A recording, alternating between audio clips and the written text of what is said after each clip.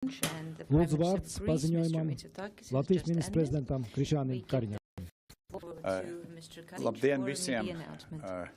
Kirijākos, man ir jāsaka paldies par šo tikšanos un iespēju, ka šodien vari šeit būt Rīgā, un mēs abi varam pārunāt ļoti daudz mūsu kopīgi interesējošajiem jautājumiem. Tas ir nozīmīgi, ka no Grieķijas pēc vairākiem gadiem atkal ir arī Grieķu premjeras ieradies. Mēs abi esam gaidās NATO samitā, kas sāksies rītdien, pat netālu Viļņā. Un mēs, protams, par šiem jautājumiem arī runājam. Vispirms es gribētu tevi personīgi apsveikt ar nesenām uzvarām, nesenā uzvara vēlēšanās. Tas ir, manuprāt, liels apliecinājums tam, ka saprātīgai, centriskai politikai ir laba nākotne, un laba politika arī gūst vēlētāju atbalstu. Arī ar šo personīgo uzvaru. Mūsu abas valstis, mēs esam Eiropā ziemeļos un dienvidos, bet mēs abi līdzīgi uzskatām, ka Ukrainai ir jāsniedz atbalsts. Mēs abi sniedzam un sniegsim Ukrainai tādu atbalstu, kas viņai nepieciešams, varētu šajā karā pret Krievijas neprovocēto agresiju tik ilgi, cik tas būtu nepieciešams. Un mēs arī, protams, ir jāskatās par to, kā mēs varam turpmāk arī stiprināt mūsu pašu iekšējo drošību. Grieķija ir līderi laikam starp NATO valstīm Eiropā par to, cik izdod un iegulda savā aizsardzībā, laikam pie vai pat pāri 3,5% no iekšzemes koprodukta. Latvijā mēs bijām plānojuši 27. gadā ieguldīt 3% mūsu aizsardzībai, bet izskatās, ka mēs šo sasniegsim jau nākamajā gadā. Kāpēc mēs tā darām? Jo mēs abi dzīvojam pasaulē, kur mums netāli ir kaimiņu valstis, ar kurām ir zināmi izaicinājumi. Tas ir līdzīgi faktiski Latvijai un Grieķijai, kaut kā varbūt tās valstis, ar kurām mums ir tieši šie izaicinājumi nedaudz atšķiras, bet izaicinājums ir. Mēs abi labi saprotam, ka, lai būtu drošībā, ir jāiegulda savā drošībā un ir jāsadarbojās vienam partnerim ar otru. Un arī Latvijai un Grieķijai, arī kā Eiropas Savienības dalībvalsts, kurām ir ārējā Eiropas robeža, mēs abi labi saprotam to, cik svarīgi tas ir Eiropā nodrošināt ārējās robežas, lai saglabātu mūsu iekšējo brīvo kustību, kas ir Schengen zonā. Ir ļoti svarīgi, ka šī ārējā robeža tiek labi apsargāta. Vai tas būtu Eiropas ārējā robeža ziemeļos, vai tas ir Eiropas ārējā robeža dienvidos. Migrācija ir izaicinājums, bet migrācijai ir jābūt kontrolētai. Dalībvalstīm Eiropas Savienībai ir jābūt teikšanai par to, kā šī migrācija notiek un nenotiek. Un mūsu valstīm, kas atrodas pie ārējām robežām, manuprāt, mums pat ir pienākums nodrošināt, ka ir zināma un noteikta kārtība, ko nosakam mēs Eiropā un ne mūsu. Ar kaimiņiem, ar izcelsmes valstīm mums ir jāstrādā, bet mums jāstrādā. Ir vēl viens saskarsmes punkts, kur Latvijai un Grieķijai kaut gan apstākļi ir citi.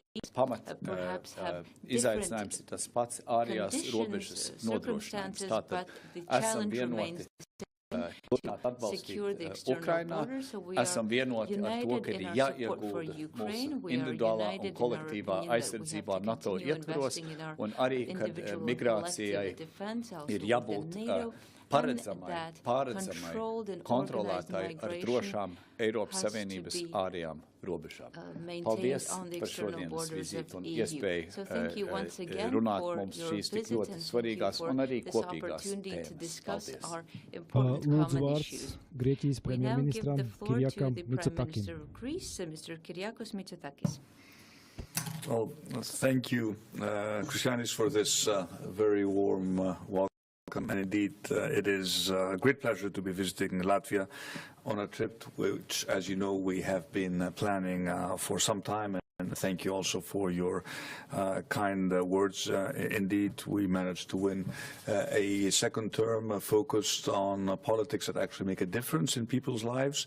And we have demonstrated that these true progressive centrist policies can actually resonate with our electorates and fight the empty promises of populism. So I do think that there is also a broader message coming out of our recent electoral victory in Greece.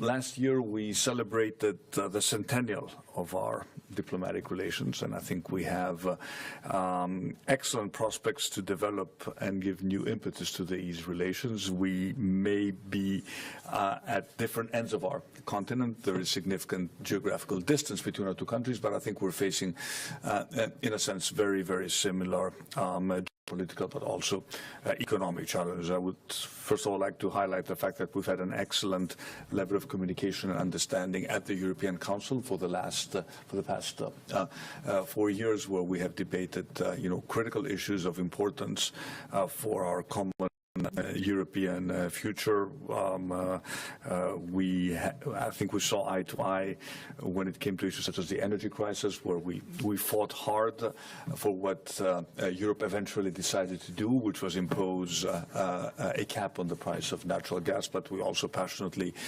share this need for the European Union to move towards the green and digital transition at a very fast pace.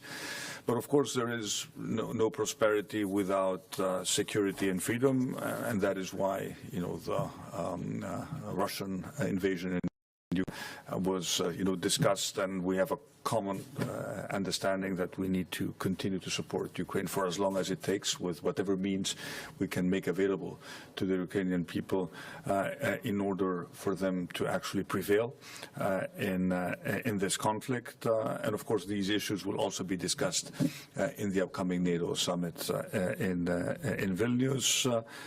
On NATO, we both hope for a swift accession of Sweden to the alliance, and of course the adoption of the new posture, which will significantly strengthen the organization, something which is also of critical importance for Latvia, but for all our Baltic friends. You mentioned the need to spend more on defense. I think this is an understanding that is shared by more and more of our European partners within NATO, and that is why I think it is important to also come back to the issue of how we actually treat defense expenditures in light of the negotiation regarding the new Stability and Growth Pact.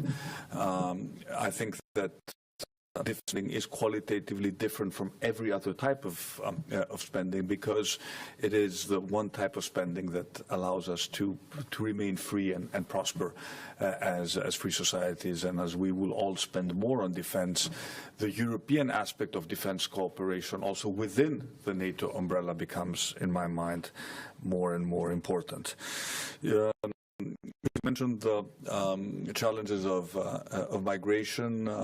We both on the external borders of our union. We face different types of challenges, but I think we both agree that without protecting our external borders effectively, we cannot have a comprehensive migration policy as a European Union, nor can we hope to maintain the freedom of movement within Schengen unless we protect effectively our external borders, and we essentially become the masters of our own destiny rather than outsourcing this task to the smugglers and those who will systematically exploit human suffering to allow desperate people to embark on a very perilous trip to enter our union. We're happy with the fact that we've made progress regarding the new migration and Asylum Pact. And I'm happy that, at least at the level of the Council, there is a shared understanding regarding the importance of the external aspect of migration. Of course,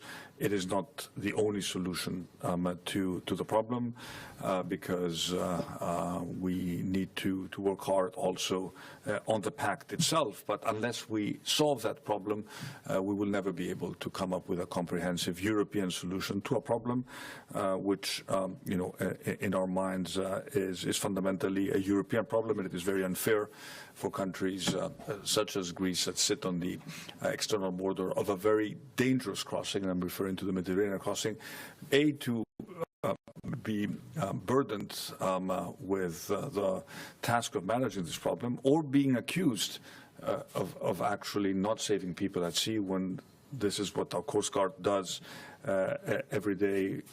We should be placing the blame squarely on the smugglers and on those who facilitate them. They are the ones who are, at the end of the day, responsible for whatever tragedy takes place in the Mediterranean. We have been imposing a tough but fair migration policy, and I think we've demonstrated that the less boats you actually have at sea, the more, the lesser the risk of people losing their lives at sea. We have effectively broken the smugglers' business model in the Eastern Mediterranean route, and I think this is what we should be doing across the Mediterranean.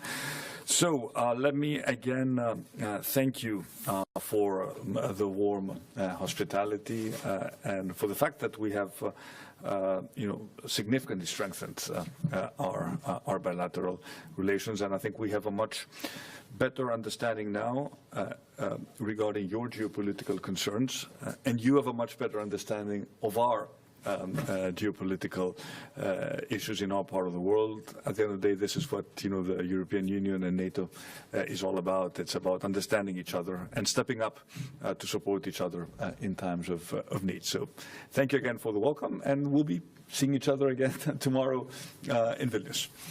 Paldies, preses brīdis ir noslēdzies. Thank you. The media announcements are as follows. Thank you. Thank you again, Krišjānis.